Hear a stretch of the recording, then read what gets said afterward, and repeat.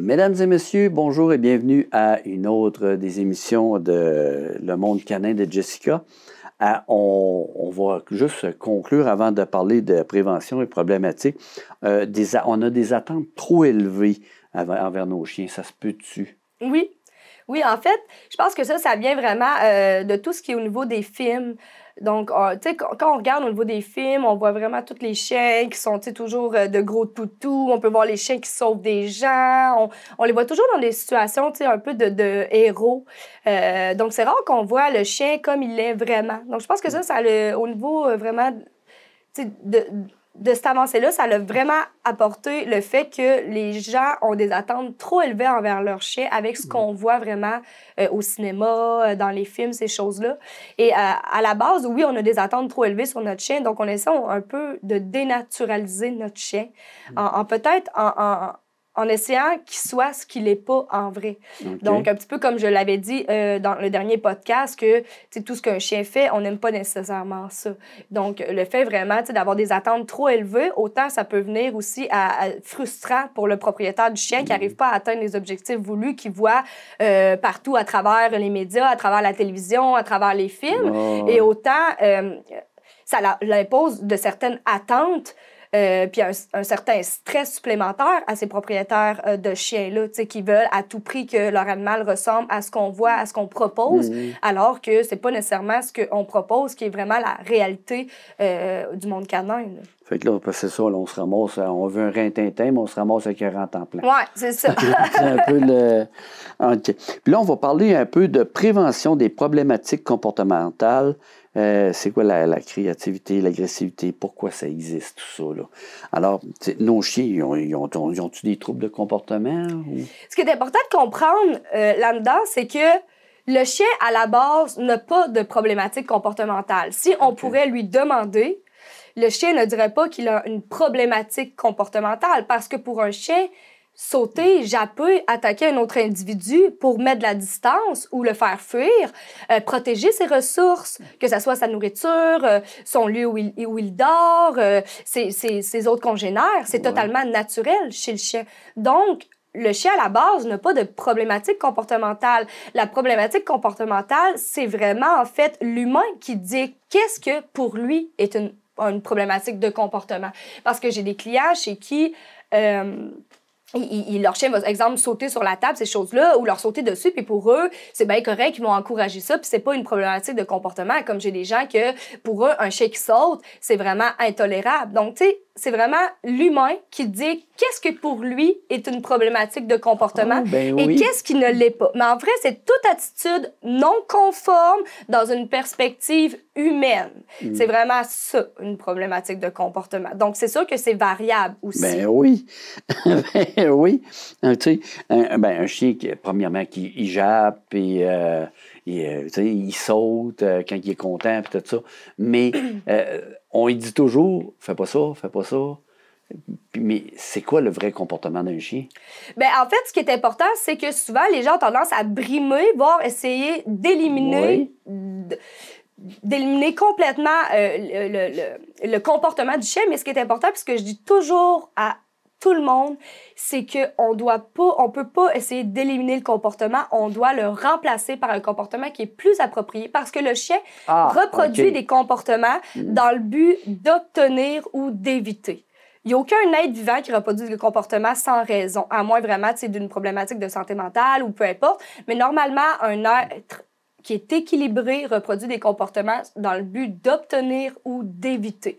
Donc, les comportements sont là pour combler des besoins. Donc, est-ce qu'on veut vraiment éliminer les comportements? Parce que si j'élimine les comportements, bien, je ne viens pas à combler non plus les besoins. Donc, est-ce qu'on veut les éliminer? Non. Les combler les besoins du chien. Oui. Ouais. Donc, est-ce qu'on veut éliminer les comportements? Non. Mais on peut les remplacer par des comportements qui sont plus appropriés humainement parlant pour que le chien vienne à combler son besoin et vienne à reproduire le comportement qui permet d'obtenir ou d'éviter, évidemment, tout dépendamment la raison du pourquoi. Là. Mais puis ça se fait? Oui, ça se fait. On va en parler plus tard aussi un petit peu là, dans les autres capsules, mais c'est vraiment important de comprendre qu'un comportement, c'est vraiment, en fait, un comportement existe dû à un stimulus qui soit externe ou interne et est maintenu par des conséquences. Donc, un petit peu comme le chien, il va vraiment effectuer tel et tel comportement. S'il obtient ce qu'il veut, il va le garder. S'il obtient pas ce qu'il veut, il va l'éliminer, puis il va effectuer d'autres comportements qui vont lui permettre soit d'obtenir ou d'éviter. Comme les gâteries. Fait qu'on va vraiment travailler en renforcement, ce qu'on appelle différentiel, et ça, on va en parler plus tard. Ce que c'est le renforcement différentiel, c'est d'apprendre un comportement, évidemment, qui est différent. Donc, de renforcer un comportement qui est différent de celui qu'on recherche à éliminer pour que le chien, à force que ce soit acquis et qu'il l'obtienne ou qu'il évite, vienne à reproduire ce comportement-là par acquisition, évidemment, là. Là, ça y va avec les émotions du chien aussi. Oui, aussi. C'est sûr que le chien peut reproduire des comportements reliés aussi, pas seulement à un stimulus externe ou interne, mais reliés à une émotion. Donc, on va avoir une émotion humaine ou son émotion non, son émotion à lui. Donc, on parle des émotions primaires ou secondaires aussi. Donc, tout ce qui est, exemple, la joie, la tristesse, la peur, la colère. Donc, évidemment, un chien peut reproduire des comportements par frustration, aussi par peur, par anxiété, aussi par stress. Donc, c'est sûr que les comportements peuvent être reliés à des émotions. Donc, la première chose à se poser, c'est est-ce que le comportement est acquis chez le chien ou est relié à une émotion? Parce qu'évidemment, je ne le travaillerai pas de la même manière. Si le comportement est relié à une émotion, on va venir à modifier l'association, modifier cette émotion-là qui est associée au stimulus. Si c'est relié à une acquisition, bien évidemment, là, on peut venir à apprendre, comme j'ai dit, des comportements qui sont plus appropriés. Mais un intervenant, un bon professionnel du milieu canin utilisera pas le dressage pour modifier le comportement d'un chien.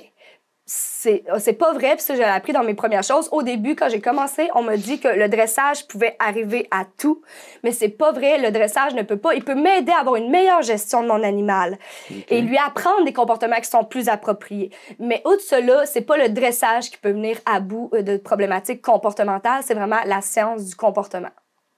Oh, là, tu me perds, là. Je veux dire que, mettons, attends, parce que là, on parle du comportement, mais là, on parle aussi, comment je dirais ça, donne la patte, tout ça, ça n'a pas rapport avec le comportement. Oui, non. OK. Là, on parle de son comportement qui peut être bougonneux, puis tout ça. Ça se dresse pas. Il n'y a pas... c'est ça, là, tu me dis que ça, on peut pas dresser ça. On peut pas changer. C'est qu'on peut pas utiliser simplement le dressage pour venir à bout de problématiques comportementales, surtout si elles sont reliées à des émotions. Parce que j'ai beau prendre exemple, si mon chien saute, parce que, exemple, ou il jappe parce qu'il a peur, exemple, de toi.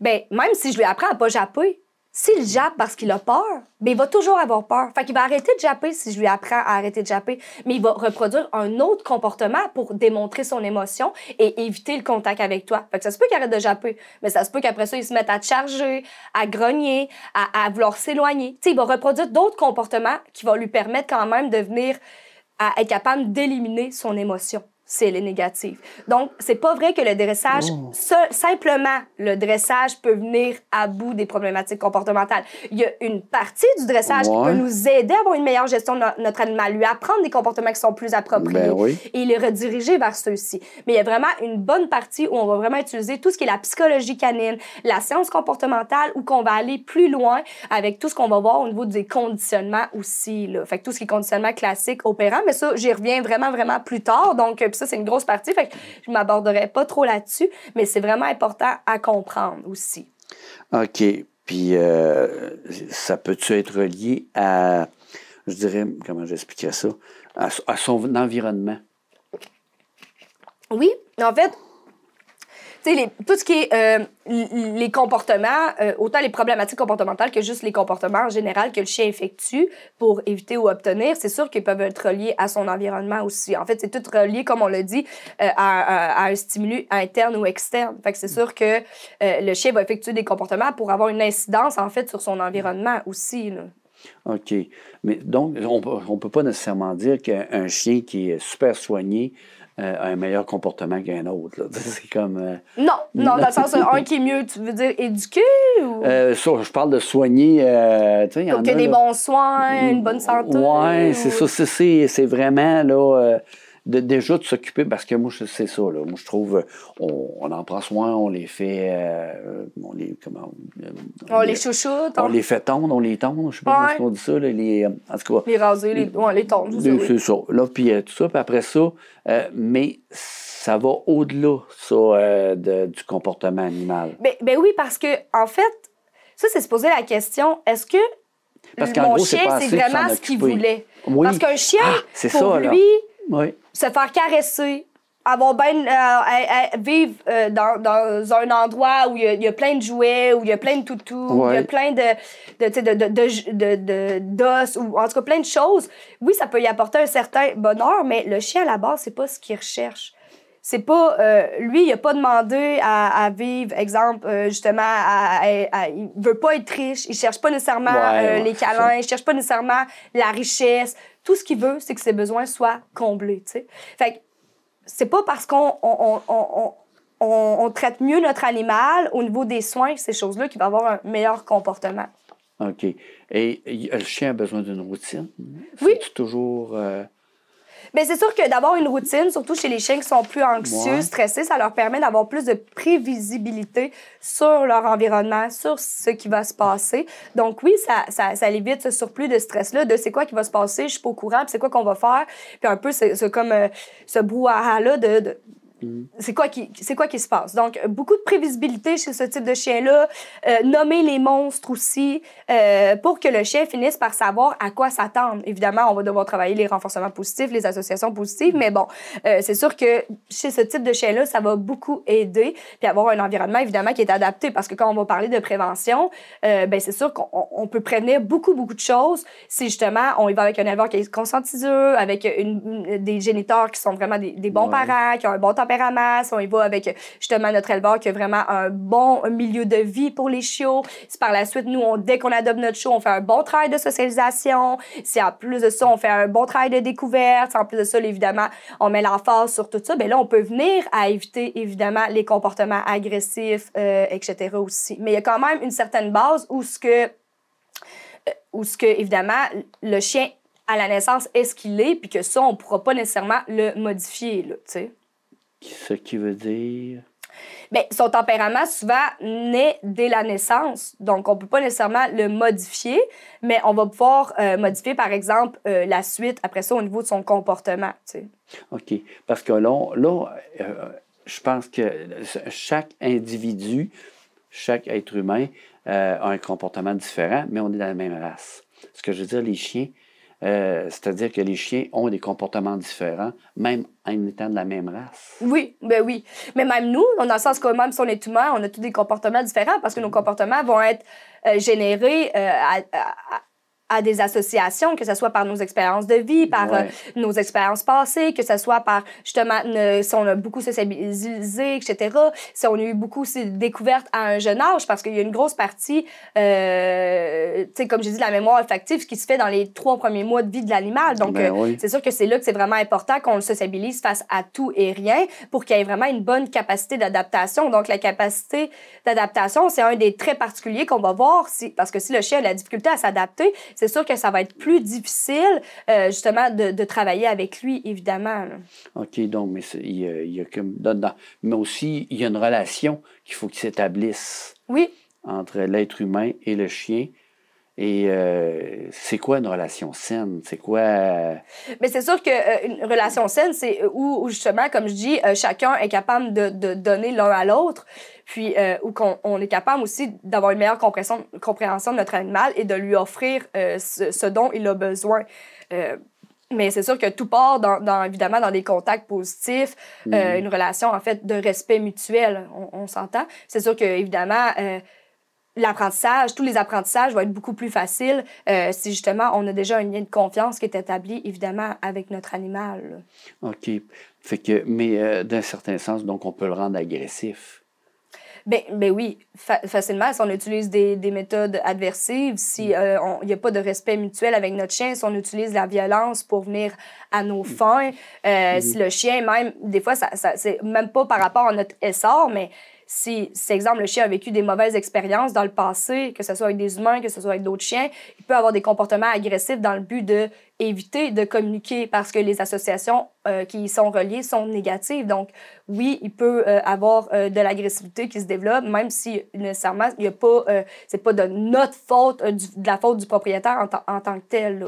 Ah, OK. Là, fait que là, on peut rendre un chien agressif ou un chien peut l'être agressif au départ. Bien, l'agressivité, comme je l'ai dit, c'est vraiment... Il n'y a pas de chien agressif, c'est vraiment... le chien va vraiment avoir des comportements agressifs. Il y a seulement au niveau de la génétique un gène qui a été étudié, qui est le gène 1-1, qui est vraiment un gène qu'apparemment, qui ont remarqué les scientifiques, que les chiens qui avaient ce gène-là avaient, oui, un taux d'agressivité qui était plus élevé que la normale.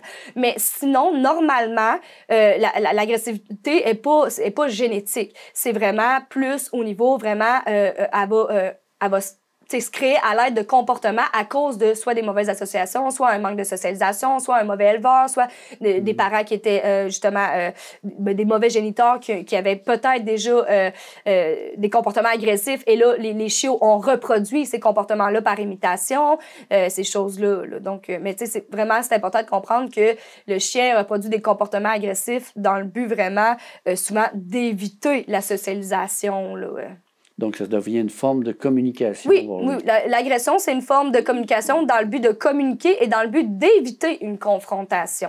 Parce que là, ici, on parle d'agression offensive ou défensive. Oui, bien, c'est sûr, comme nous, on a les deux formes d'agression. Donc, offensive, qui est vraiment que là, le chien, c'est plus dans le but souvent de protéger ses ressources, protéger, exemple, sa fratrie, donc ses bébés, protéger son espace, donc son environnement, ces choses-là. Donc, ça va plus aller dans la protection de ressources. Et on a vraiment tout ce qui est au niveau plus défensif, que là, le chien cherche à se protéger, soit d'un éventuel prédateur, soit parce que l'association y est reliée négativement et que là, exemple, l'enfant s'approche et que là, le chien n'est pas à l'aise en présence d'enfant, donc sans le besoin d'effectuer une agression défensive dans le but de mettre de la distance avec le stimulus qui est associé négativement. Là.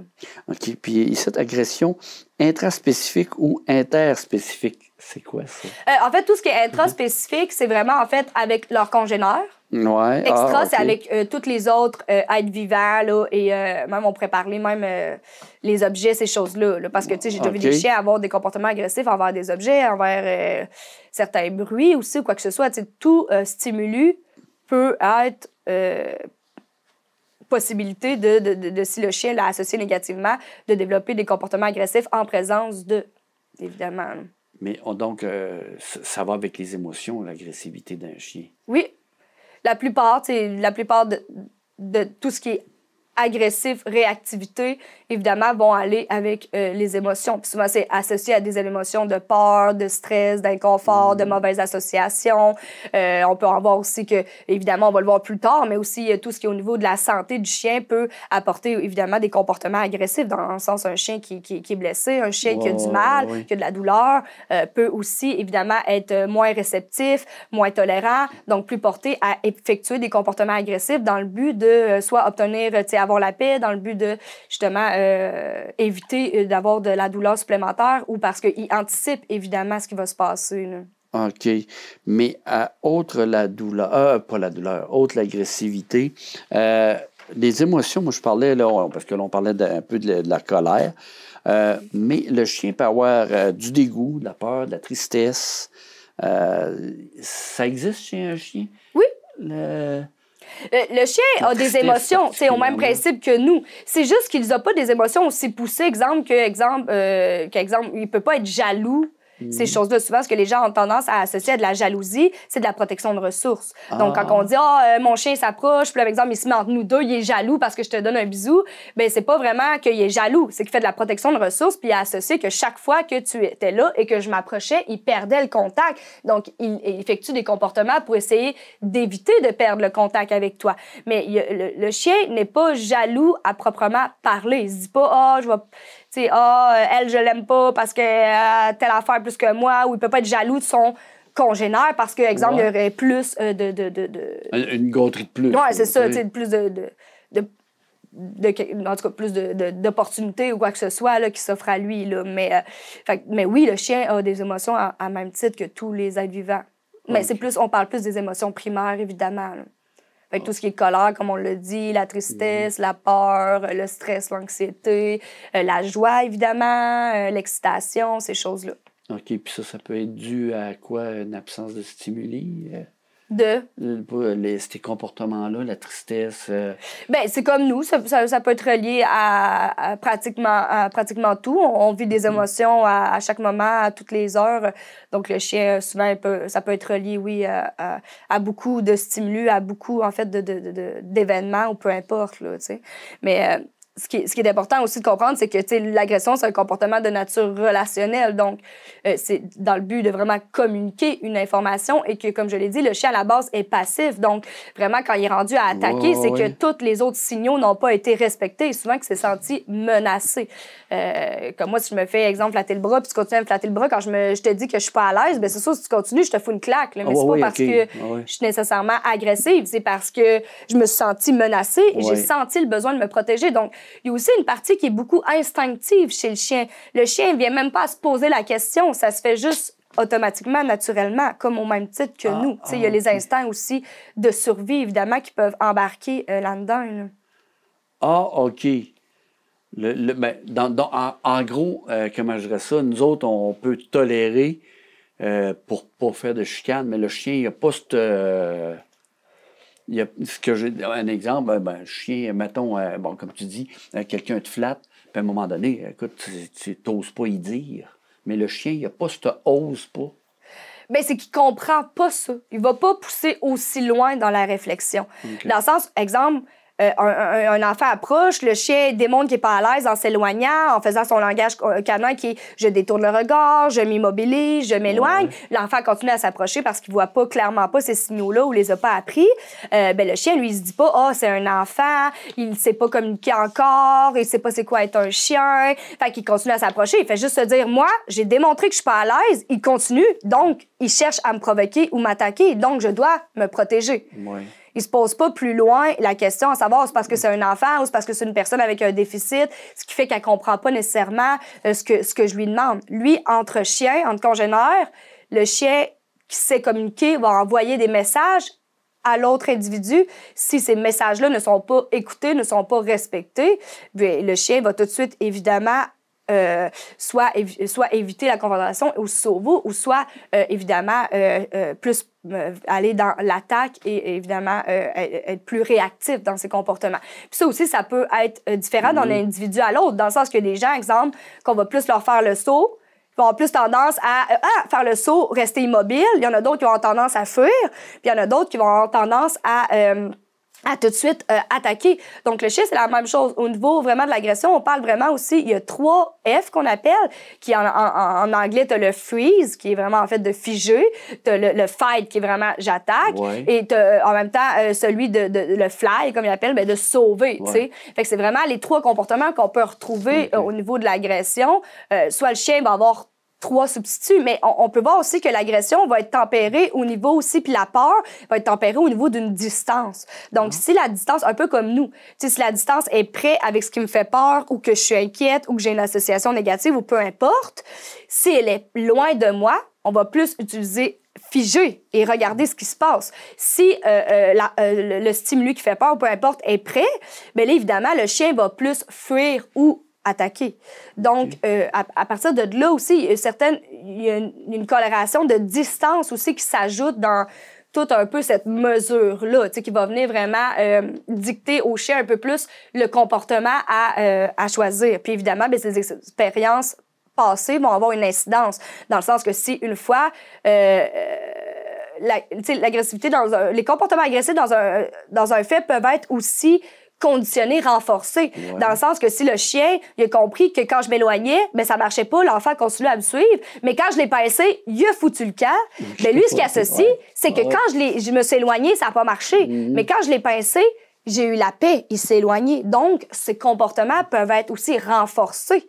Donc, c'est aussi de faire attention d'être à l'écoute de son chien puis de respecter dès les premiers signaux d'inconfort pour que le chien ne monte pas dans ces signaux d'agressivité et aille jusqu'à l'attaque, la morsure, ces choses-là aussi. Parce que oui, des comportements agressifs peuvent être renforcés dans certaines situations et on peut voir un chien qui va inhiber ses comportements s'ils ne sont pas respectés, s'ils ne sont pas écoutés et qui va tout de suite passer à la morsure ou à l'attaque avant même de reproduire ces premiers signaux d'apaisement, qui soient l'ignorance, le fait de détourner la tête, on va les voir plus tard aussi dans les signaux d'apaisement, mais tous les signaux d'inconfort qui démontrent à l'autre individu que je ne suis pas à l'aise, je ne cherche pas le contact, approche-toi pas, je ne veux pas de contact direct avec toi. Mais si on prend pas justement parce qu'on est tellement dans la parole, qu'on prend pas connaissance de ces premiers signaux d'apaisement-là que le chien reproduit, de son propre langage, ben, on peut pas les écouter. Puis comme ils sont pas écoutés, ben, on vient à les inhiber et à les éliminer, ce qui fait que nos chiens d'aujourd'hui ont plus tendance à être réactifs que passifs un peu dans leur réaction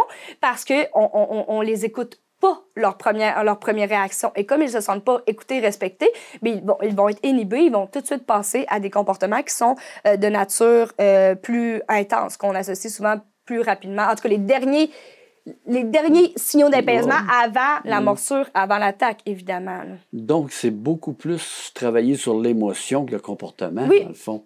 Oui, souvent, c'est ça qu'on doit travailler de pair. Donc, moi, souvent, ce que je vais apprendre, c'est des comportements qui sont plus appropriés au chien. Si t'es pas à l'aise, ben, tu peux te retirer au lieu d'attaquer. Mais ce qui est important, c'est de faire vraiment aussi de changer l'émotion. Donc, créer des associations positives de hey, finalement, les enfants, check comment c'est payant, check comment c'est le fun d'en côtoyer. Au début, dans un contact indirect pour que le chien ait le désir de vouloir en voir apparaître dans l'environnement. Puis quand il y a ce désir-là, puis que je vois qu'il y a un changement au niveau de l'émotion, puis que le chien, quand il voit un enfant, au lieu d'être comme moins à l'aise, en alerte, en hypervigilance, il va commencer, exemple, à être content, à nous regarder, parce qu'il commence à voir, hey, il y a un enfant qui apparaît souvent, c'est le fun. Mais là, il y a un désir de vouloir les avoir dans leur environnement. Donc là, tranquillement, progressivement, on peut faire autant une désensibilisation progressive, puis aussi créer une bonne association positive pour vraiment aller dans des contacts directs. Mais évidemment, c'est sûr qu'il va falloir travailler l'émotion de pair. Parce que si on travaille simplement le comportement puis on ne change pas l'émotion, on n'aura pas l'effet qu'on recherche au niveau vraiment du changement comportemental puis d'éviter justement les comportements agressifs. Là. Donc ça, c'est sûr que ça fait partie, c'est une grosse base qu'on voit au niveau de la science comportementale. Parce qu'avant, les gens, quand on parlait, il n'y avait pas nécessairement des intervenants en comportement canin, il y avait simplement des dresseurs. Et les dresseurs, eux autres, se fiaient plus vraiment sur le dressage. Ouais. Sauf que c'est là que je dis que c'est pas simplement le dressage qui peut venir à bout des problématiques comportementales de nos chiens parce que la plupart sont reliés, en tout cas tout de suite au niveau de l'agressivité, réactivité, sont reliés à des émotions. Donc, il faut vraiment venir travailler ces émotions-là et être plus à l'écoute de nos chiens pour pas qu'ils perdent leur propre langage et qu'ils viennent à inhiber leur comportement. Parce que là, sinon, là, ça devient vraiment problématique. Oui. Évidemment, parce que le chien, là, ce qui arrive, c'est qu'on a des chiens qui sont moins prévisibles. Parce que si le chien est prévisible puis qu'il fait tous ces signaux d'apaisement jusqu'à ceux qui sont plus intenses, ben j'ai le temps de le voir. Je le vois qu'il n'est pas à l'aise, je le vois qu'il n'est pas confortable. Donc, on peut venir à prévenir les agressions. Mais si le chien est inhibé dans ses comportements et là, tombe tout de suite à l'agression, ben le chien devient imprévisible. Ce qui fait que c'est beaucoup plus difficile à travailler, puis c'est beaucoup plus à risque, évidemment. Là, on s'entend. C'est ce qu'on va parler dans la prochaine émission. Pas mal à parler des préventions de morsures, sensibilisation, tout ça. Puis, c'est important de comprendre aussi qu'il n'y a pas simplement les agressions, mais aussi la prédation, qui est vraiment un cercle cyclique, qui est vraiment propre à tous les prédateurs. Donc, ce que c'est la prédation, c'est vraiment le cercle cycliste de la prédation, d'attraper. On en parle dans le prochain épisode. C'est bon! Merci. Merci à toi.